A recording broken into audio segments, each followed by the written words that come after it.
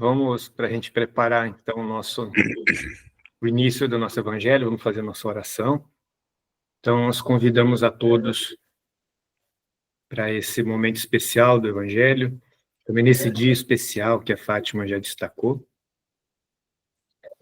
Então, vamos elevar mais uma vez nossos pensamentos a Jesus, abrindo aqui as portas do nosso coração, da nossa casa, para o nosso mestre, que aqui está conosco nesse momento, nossos mentores, para que o nosso lar receba essas energias, essas bênçãos tão maravilhosas que temos. Que todos os ambientes da nossa casinha sejam equilibrados, com muito amor e carinho. Obrigado, Mestre Jesus, por esse dia tão especial, que todos os paizinhos recebam esse carinho, sempre com tanto amor. E que todos nós, com a atenção à lição, possamos aprender e refletir sobre aquilo que vamos aprender, para aproveitarmos mais um pouco esse dia tão gostoso, tão maravilhoso, e que estamos mais uma vez reunidos no nosso Evangelho, sempre em seu nome, Mestre Jesus. E assim iniciamos o nosso estudo da noite. Que assim seja. E a todos vocês pela companhia de mais um domingo, mais uma noite em que podemos refletir. Nós temos hoje um grande desafio, vai ser enorme, porque não há nos textos dos evangelhos nenhuma passagem tão enigmática como esta que envolve uma narrativa que, infelizmente, tem tantas interpretações quanto a anunciada legião que acompanharia. Para Mateus, 2 homens. Para Lucas e Marcos, 1 homem.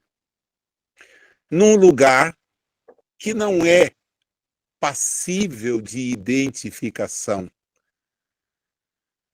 Gadareno, Gesareno, território para lá da Decápolis, cidades que hoje estão na Jordânia. Isto é um grande enigma. E eu confesso para vocês que é uma das narrativas sobre as quais eu mais fixei a minha atenção. Por entender nela, dela emanar, algo que não nos cabe compreender no seu sentido integral. Ela aparece nos 3 evangelhos, diferentemente. 2 deles chegam ao ponto que é de onde Emmanuel toma o versículo sobre o qual nós vamos conversar hoje, numa exegese completamente diferente, porque é uma exegese para os nossos dias e que se afasta daquela questão histórica que tanto, mas que tanto perturba os que estudam. Vocês sabem que eu sempre gosto de localizar onde estamos, porque a análise de um versículo, como é o caso aqui do 19, do capítulo 5 do Evangelho de Marcos, ela é feita de maneira muito pontual e muito clara pelo Emmanuel dentro dessas linhas que eu disse. Mas o contexto vem de um contexto. Que contexto é esse? Churac o chama de o sopro contaminado. Eles vêm do outro lado do mar, ao país dos Gadarins, outra denominação. Ele sai do barquinho. Logo saindo dos sepulcros, um homem vem ao seu encontro. Ele tem dentro de si um sopro contaminado e habita entre as sepulturas. Ninguém pode amarrá-lo, nem mesmo com uma corrente. Sim, Muitas vezes o haviam amarrado com travas e correntes, mas ele rompeu as correntes e quebrou as travas. Ninguém tinha força para dominá-lo. Todo o tempo, noite e dia, entre as sepulturas e nas montanhas, ele ficava a gritar e a se golpear com pedras. Ele vê Yeshua de longe, corre e se prostra diante dele. Grita com voz forte e diz: o que há entre mim e ti, Yeshua? Ben Elohim, Elion, eu te conjuro, por Elohim, não me atormentes. Sim, Yeshua diz-lhe: sai deste homem, sopro contaminado. E o interroga: teu nome? Ele lhe diz: Legião é meu nome. Sim, somos uma multidão. Ele lhe suplica insistentemente para não enviá-los para fora daquela região. Ora, havia ali perto uma montanha e nela uma grande manada de porcos. Eles pastavam. Eles lhe suplicam e dizem: lança-nos aos porcos, para que entremos neles. Ele o permite, os sopros contaminados saem, eles entram nos porcos, a manada se arremessa do alto do penhasco ao mar, aproximadamente 2.000 afogaram-se no mar. Aqueles que os guardam fogem e o anunciam na cidade, e nos campos. Vem ver o que se passou, vem em direção a Yeshua, vem o endemoniado sentado, vestido, são de espírito, ele que tivera uma legião, estremecem. As testemunhas contam-lhes o que fora feito ao endemoniado e aos porcos. Começam a suplicar-lhe para ir embora da fronteira deles. E quando ele sobe ao barquinho, o endemoniado suplica-lhe para permanecer com ele. Chegamos no nosso versículo. Jesus, porém, não permite, mas diz-lhe: vai para a tua casa, para perto dos teus, anuncia-lhes tudo o que o Adão fez por ti e como ele te matriciou. A narrativa, meus amigos, minhas amigas, é muito simbólica, porque ela não diz respeito a um fato que tenha ocorrido. Talvez aí a preocupação de Emmanuel, quando vai comentar esse texto, ter colocado as coisas de uma maneira muito, mas muito diferente. Primeiro, ele não comenta Mateus, porque Mateus fala em 2 e faz uma narrativa muito menor. Ele se concentra em Marcos e nos apresenta, então, 2 versículos, os 5:9 e os 5:19, que nós estamos agora analisando. São 2 comentários para os 5:9 e 2 comentários para os 5:19. 2 para cada um, diferentes. Depois ele comenta Lucas. Em Lucas, inclusive, de uma maneira muito detalhada, porque o trecho em que Jesus teria perguntado o nome é o texto que Emmanuel se vale para abrir o livro Desobsessão. É o prefácio de uma obra polêmica, que foi a do livro Desobsessão. É a única obra que foge das características da obra de André Luiz, porque é a primeira, do ponto de vista espírita, desta série e única, que se faz acompanhada de fotos. E tais fotos trouxeram ao movimento espírita na época um reboliço. As anotações sobre isso fazem parte de um estudo que a gente desenvolve, pode fazer, para perceber o quanto impactaram.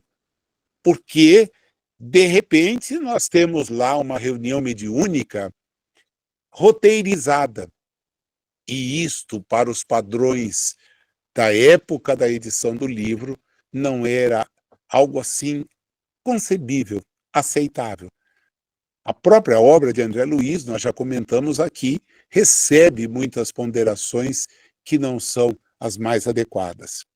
Mas o André Churac, este francês, profundo estudioso da realidade hebraica, entende que a passagem que está no capítulo 5º do Evangelho de Marcos é toda ela um ensinamento simbólico sobre o fato que Emmanuel vai dar uma leitura, mas que ele dá outra completamente diversa.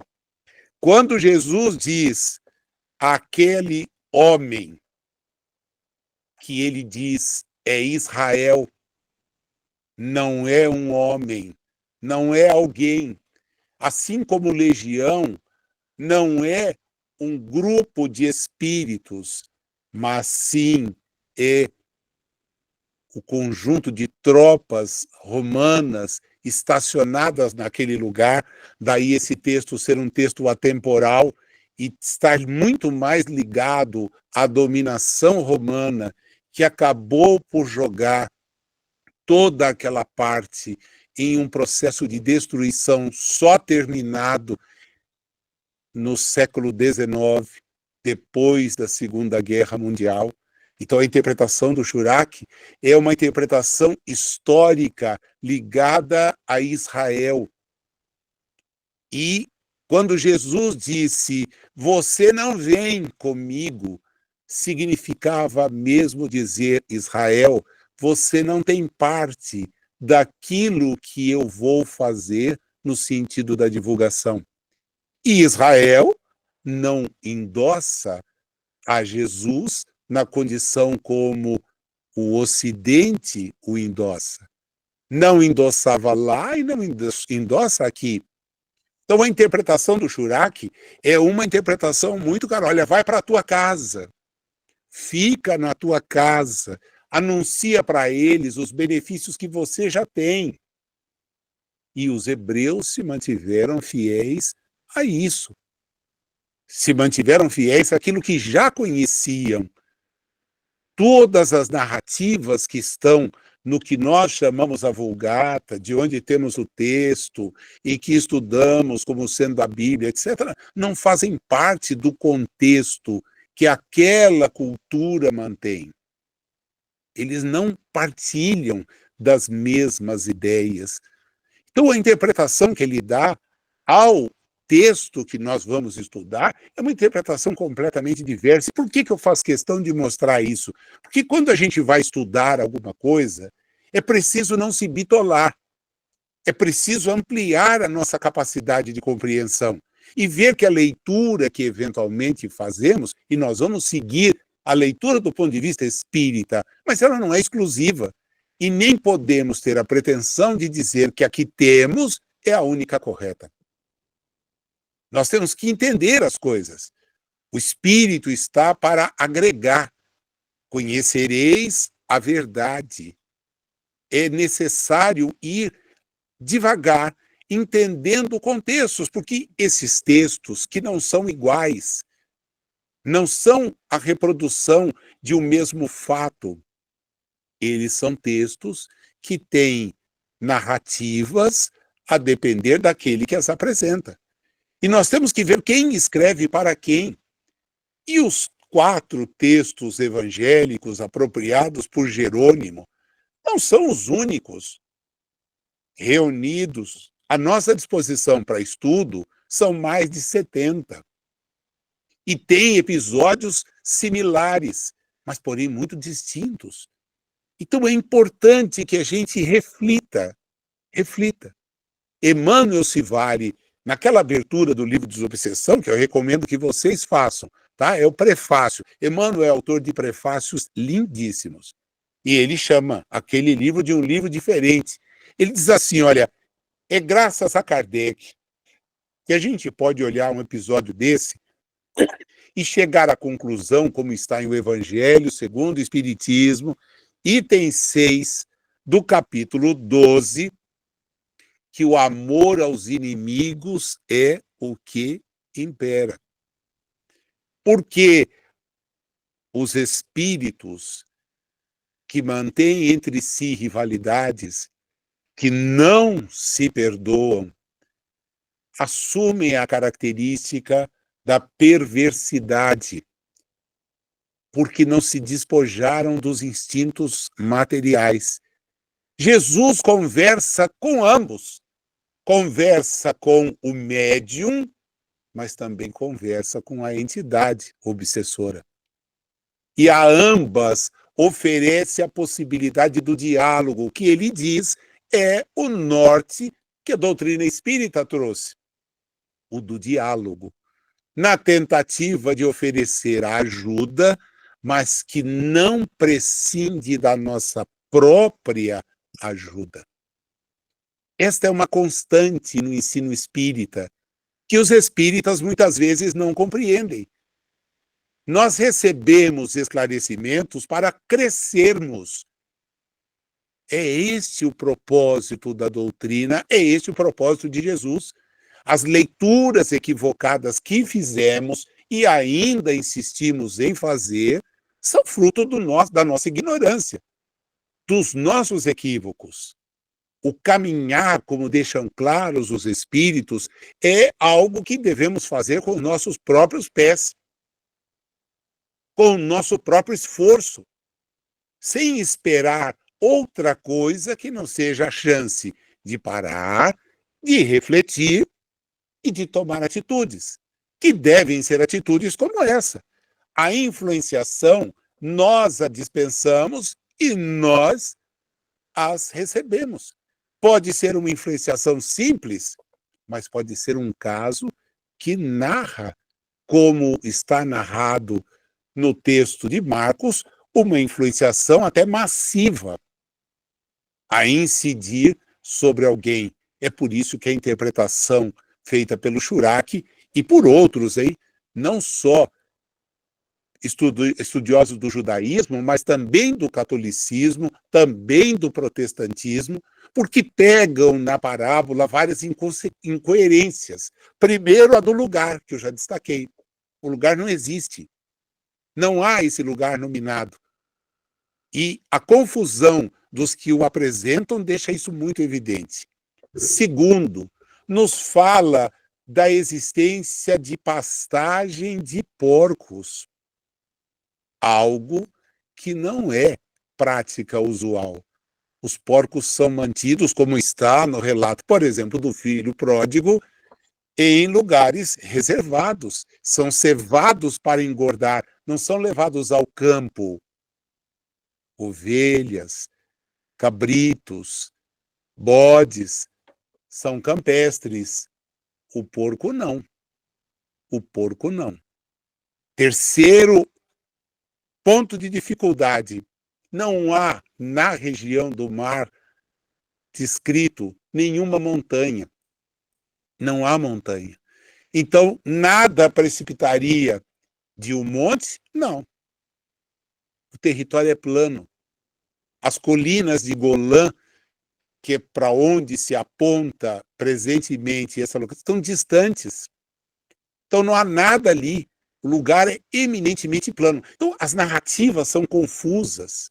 Por isso é que Emmanuel adota uma leitura que tenta excluir todos esses embaraços e não entra na dividida, que é a dividida que aparece em Mateus. Porque como pode dizer que são dois e é um, assim como há divisão entre eles, em dizer que o ministério de Jesus público foi de 3 anos, enquanto outros dizem foi de 1 ano apenas. Ele fez uma jornada rumo a Jerusalém, não fez várias idas a Jerusalém. E nesta jornada ele consumiu o período de 1 ano. atraindo toda aquela atenção que atraiu. O fato é que, distantes, nós precisamos realmente pensar.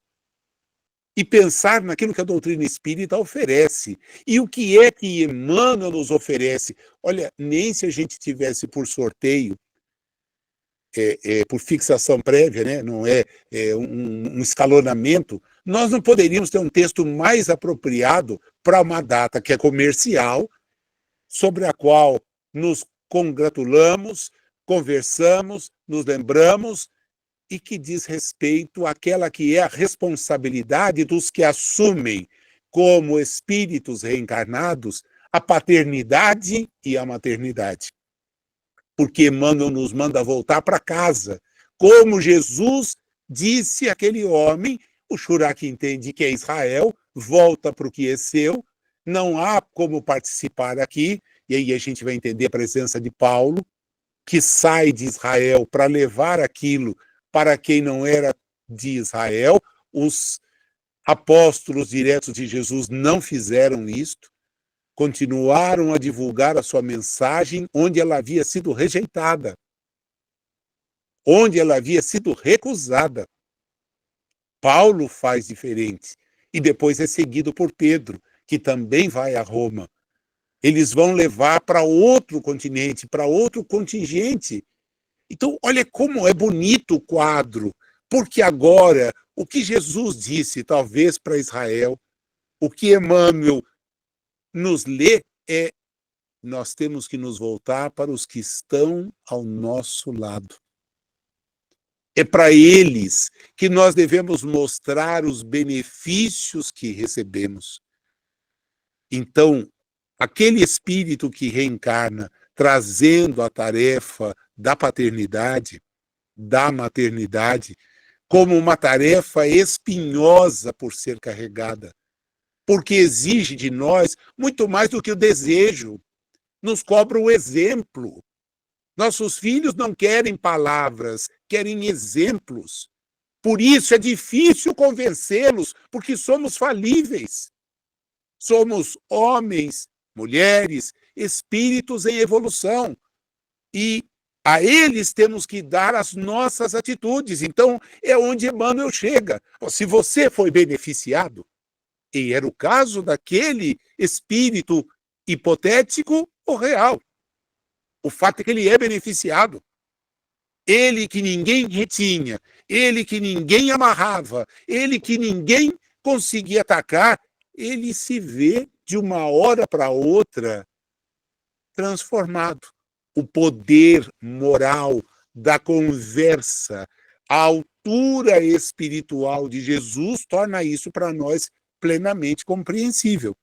As nossas reuniões mediúnicas em processo desobsessivo, como aparece em André Luiz, como aparece em Allan Kardec, são reuniões em que devemos ter uma demonstração de ascendência moral para podermos lograr a atenção. Quem de nós já não se maravilhou lendo o Diálogo com as Sombras, de Emílio Corrêa de Miranda, em que ele narra justamente a dificuldade que é, numa reunião de desobsessão, fazer-se ouvido por inteligências que não querem ser submetidas. Todos nos dispomos ao diálogo. Por isso eu volto na minha questão. Eu faço sempre questão de abrir para que a gente veja que existem visões diferentes das nossas. Na jornada evolutiva, nós vamos aprendendo, nós vamos compreendendo. E na medida em que nos empenhamos, essa compreensão pode ser maior, mas deve resultar na nossa melhoria. A melhoria foi alcançada ali. E aquela pessoa, como Emmanuel vai então trabalhar, ela tem uma postura que é que nós talvez precisemos ter justamente no exercício da paternidade, no exercício da nossa exemplificação. O que é que acontece no episódio? Antes, vamos nos lembrar um pouquinho daquele prefácio a que eu me referi, porque Emmanuel destaca lá, e eu separei aqui para a gente só pensar um pouquinho, a ignorância, diz ele, reclama o devotamento de professores na escola. A psicopatologia espera pela abnegação de médicos que usam a palavra edificante nos gabinetes de análise psicológica. A alienação mental dos espíritos desencarnados, e que é real, exige o concurso fraterno de corações amigos, com bastante entendimento e bastante amor para ajudar. Bastante entendimento e bastante amor. A postura de Jesus. Entendimento e amor. E ao sentir que o sujeito queria estar com ele, ele toma uma atitude que é a atitude que Emmanuel então se presta a analisar. Você quer vir comigo? Não. Não há espaço aqui. Nós vamos voltar e aquilo que eu vou fazer, você não tem condição de compreender. Nós não conseguimos compreender a tarefa que talvez tenhamos que executar, porque não estamos preparados para ela. Admiramos espíritos que têm a envergadura de Allan Kardec, a envergadura de Bezerra de Menezes, a envergadura de Chico Xavier, com erros e acertos, porque trazem uma tarefa que não é a nossa. A nossa tarefa talvez seja a de descobrir que, se nos reequilibramos, temos algo por fazer. Aquele doente, diz Emmanuel no texto da mensagem, que após a cura se sentia atormentado de incompreensão, rogava a Jesus lhe permitisse ficar ao seu lado, para gozar a companhia de Jesus. Jesus, porém, não dá essa chance a ele. E por que não dá? Porque ele deve viver aquilo que ele está experimentando ao lado dos seus. Então nós, espíritas, precisamos viver o que aprendemos na nossa casa, ao lado daqueles que estão conosco. O nosso filho, a nossa filha, momentaneamente levados a essa conclusão, a essa condição, precisam nos ver como efetivamente nos imaginamos ser. Então, se eu sou alguém caridoso, eu preciso ser o tempo todo. Se eu sou alguém que se dispõe a ir participar dessa ou daquela atividade espírita, eu tenho que ter o mesmo comportamento em casa. Eu não posso ser o faça o que eu mando e não faça o que eu faço. A viciação dos nossos filhos é fruto do nosso exemplo, ou de não olhar as companhias onde eles estão. Porque muitas vezes a paternidade e a maternidade chegam nas nossas existências por caminhos para os quais não estávamos preparados. E nos iludimos. Há mesmo circulando por aí o desespero de pais que voltam para casa levando um bebê e buscam o manual de instruções sobre como tratá-lo. O que fazer quando ele chora? De que maneira acudir a um ser tão fragilizado e que vai depender de nós por um longo período? Diferentemente dos animais. Quem tem a companhia de um pet sabe, em poucos dias, em questão de meses, ele é um adulto. Ele se vira, ele se defende, ele reclama. Já os nossos espíritos reencarnados vão permanecer longo tempo sob o cuidado, sob a vigilância. Então, a paternidade pressupõe um compromisso que os espíritos dizem, com toda certeza, ser uma missão. E uma missão é algo que muitas vezes não temos a preparação para exercer.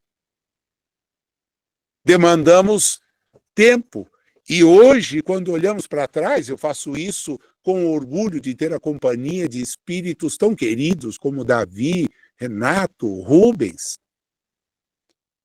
É algo que você olha para trás e diz: nossa, como pisei na bola.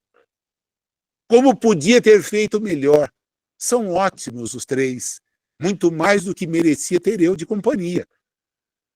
Porque não deram, dando o trabalho que eu nem estava preparado para encarar. Estão aí. E a nossa atenção é diuturna. 18, 34, 37, pais, como é o caso do Rubens, encargos sobre os ombros. E eu também me pergunto, a preparação que todos nós não tivemos. Eu não tive a companhia de um pai que desencarnou quando eu tinha 5 anos, mas tive a de 2 mães que supriram essa eventual deficiência da companhia de um pai. E exerci a paternidade inspirado por aqueles exemplos de dedicação, de carinho, mas sei que fiz menos do que talvez devesse ter feito. Daí os choques, daí os conflitos, daí as separações, as lágrimas, as dores. Porque ainda somos pequenos demais para entender. Diz Emmanuel, quantos discípulos copiam a atitude desse doente que se fazia acompanhar por uma legião de gênios. Quando os olhos são abertos à verdade, o coração tocado de nova luz, a primeira dificuldade do caminho, querem fugir do mundo, querem ficar ao lado de Jesus, esquecendo-se de que Jesus não cessa de trabalhar. Nunca cessou. O que acontece conosco, meus amigos, em termos de terra, em termos de evolução espiritual, tem a presença amorosa de Jesus, que não vem resolver os nossos problemas, porque nos recomendou deles cuidássemos. Não vem nos oferecer braços que não sejam os do estímulo, não para serem usados para o nosso deleite. O problema do aprendiz de Jesus, e esse é o ponto mais forte aqui da nossa lição, não é o de conquistar feriados celestes, mas de atender aos serviços ativos a que foi convocado em qualquer lugar, situação, idade e tempo. Grifa, por favor, essas 4 palavras. Em qualquer lugar. E o lar é o nosso primeiro lugar. Situação, a da paternidade. Idade, aquela em que, eventualmente, temos o encargo da paternidade. E tempo, porque não termina o vínculo em um dia. Mesmo a distância daqueles que tivemos a oportunidade de acompanhar, nos faz, por eles, permanecer preocupado. E aí Emmanuel desnuda todo o ensinamento numa exegese bonita, profunda, afastada das dificuldades que a exegese traz quando a gente sabe que o episódio é conflituoso, que ele é problemático, que ele não tem uma raiz histórica palpável.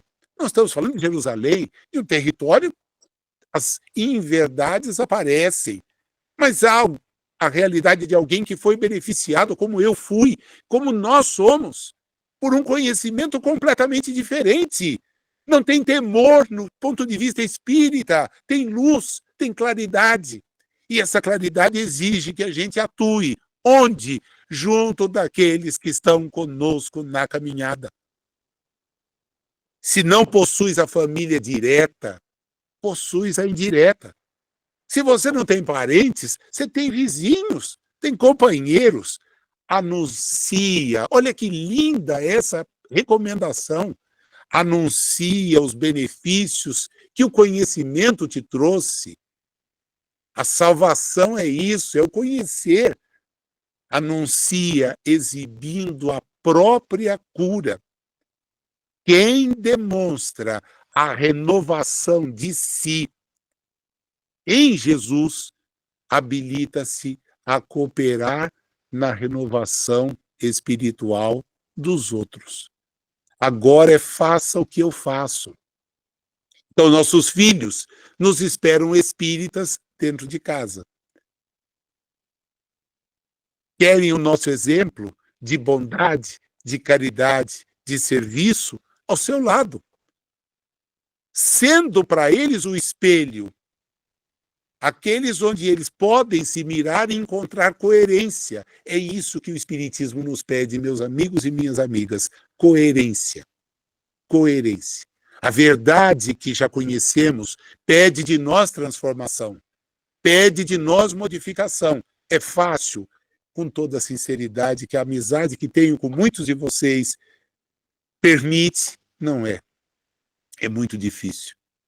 Mas é difícil mesmo. Talvez por isso nos demoremos tanto em experiências reencarnatórias, que são infrutíferas. Oxalá a atual não nos seja. Que ela nos ajude a mudar, que ela nos ajude a entender esse alcance. Eu me senti beneficiado pelo conhecimento que tenho ao longo de tantos anos adquirido, e acho que qualquer um de vocês também. Talvez não tenhamos entendido a sua dimensão, e isso é um problema nosso, porque ele é claro demais, mas a nossa dificuldade é grande. As nossas pequenezes são grandes. Diante das dificuldades, dos problemas, nós queremos nos apegar e ter a saída fácil, mas não é possível, nós plantamos. Aquele homem não era existindo, tendo existido, obsidiado gratuitamente. É por isso que Emmanuel trata da questão no capítulo justamente do amor aos inimigos, quando faz o prefácio, e que Kardec tratou da mesma forma no Evangelho, capítulo 12. O amor aos inimigos nos previne de processos desequilibradores. E o nosso bem-estar próprio é como Emmanuel termina. Fica tranquilo que vai ter um momento oportuno que ele vai chegar. Sabe quando? Eu ouso discordar dele. Acho que nunca. Porque bem-estar compreendido como Jesus nos ensinou é servir. E a gente não vai se preocupar em desfrutar nada, porque já desfrutamos da felicidade de poder caminhar lucidamente. Essa é a maior felicidade que pode existir. Caminhar sabendo onde os passos nos conduzem, sem temores, sem falsas promessas, mas confiando na nossa capacidade de melhorar-nos a nós mesmos e oferecer o nosso exemplo a quem está do lado. É uma lição lindíssima, de uma profundidade daquelas assim que você diz, como é que pode coincidir, né, para um dia desse eu ficar com um trecho encerrando um capítulo do Evangelho em que ele diz: volta para a tua casa, demonstra para os teus os benefícios que você já recebeu. Como pais, aqueles que podem exercer a paternidade, não há desafio mais difícil. Como mães, como irmãos, e se não temos esse grupamento conosco, porque a idade já nos distanciou deles, já os afastou da nossa convivência, porque voltaram, tomaram rumos diversos, a humanidade é o destino daqueles que chamam a Deus de Pai. Eu peço desculpas por ter me alongado até sem voz, a minha voz está terrivelmente, já é difícil de ser ouvida, eu não gosto. A Fátima brinca comigo, só vai ouvir, não vou ouvir, Fátima, eu não gosto de me ouvir, não gosto mesmo. Acho que a minha voz é irritante, pouco importa. Hoje ela está mesmo, até fanha. De qualquer maneira, eu tinha que aproveitar, porque juntou tudo. Juntou tudo. E isso facilita que, nesse instante, a gente pare um pouco para vibrar. Vibrar por nós mesmos no exercício da paternidade. Quantas vezes nós não conseguimos entender o alcance que o exemplo que damos pode encontrar naqueles que conosco caminham. São espíritos às vezes muito mais avançados do que nós e que veem nas nossas incoerências algo que não é fácil concordar. Ele me fala do que não pratica. Ele quer que eu viva o que ele não vive. Isso é muito complicado. Por isso a vibração vai em favor daqueles que têm a tarefa de receber espíritos para caminhar com eles, pedindo aos bons espíritos que conseguem vislumbrar as coisas de uma maneira muito mais ampla do que nós, que nos ajudem. Nos ajudem a ser coerentes, a não cobrar daqueles que conosco caminham uma coerência que nós não oferecemos, a não exigir deles práticas de melhor elevação espiritual que nós não exercemos. Porque Deus, que nos criou, nos dá um tempo impossível de ser analisado para que cheguemos até a condição de compreender o porquê nos foi apresentado como Pai. Na companhia dos nossos filhos, daqueles espíritos que jornadeiam conosco, nossas companheiras e companheiros no exercício de tal tarefa, tenhamos a humildade de reconhecer que se temos que nos voltar e ser exemplo, é para dentro de casa. E que nos conscientizemos disso, entendendo que, como aqueles que caminham conosco, precisamos de muito amparo, de muitas vibrações, de muita compreensão. Por quê? Porque ainda estamos distantes de ser o que precisaríamos ser. Parabéns a você que tem esse encargo, que é repleto de ônus, mas que também traz bônus maravilhosos. E que Jesus continua a ser, para nós, esse farol que tanto nos traz benefícios. Uma boa semana. Muito obrigado a cada um de vocês.